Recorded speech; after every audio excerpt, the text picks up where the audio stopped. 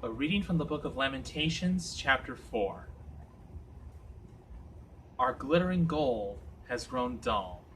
The stones of the temple lie scattered in the streets. Zion's young people were as precious to us as gold, but now they are treated like common clay pots. Even a mother wolf will nurse her cubs, but my people are like ostriches, cruel to their young. They let their babies die of hunger and thirst. Children are begging for food that no one will give them.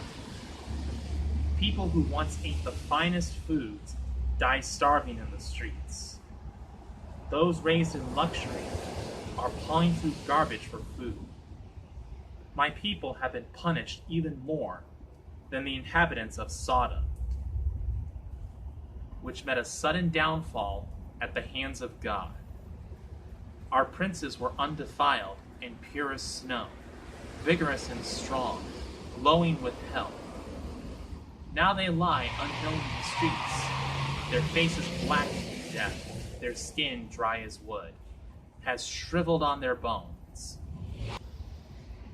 Those who died in the war were better off than those who died later, who starved slowly to death with no food to keep them alive. The disaster that came to my people brought horror. Loving mothers boiled their own children for food. The Lord turned loose the full force of his fury. He lit a fire in Zion that burned it to the ground. No one anywhere, not even rulers of foreign nations, believed that any invader could enter Jerusalem's gates. But it happened, because her prophets sinned, and her priests were guilty of causing the death of innocent people. Her leaders wandered through the streets as though blind, so stained with blood that no one would touch them. "Get away," people shouted. "You're defiled. Don't touch me." So they wandered from nation to nation, welcomed by no one. The Lord had no more concern for them. He scattered them himself. He showed no regard for our priests and leaders. For help that never came, we looked until we could look no longer. We kept waiting for help from a nation that had none to give. The enemy was watching for us. We could not even walk in the streets. Our days were over. The end had come.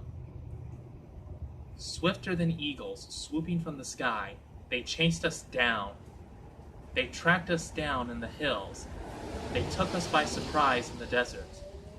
They captured the source of our life, the king the Lord had chosen, the one we had trusted to protect us from every invader.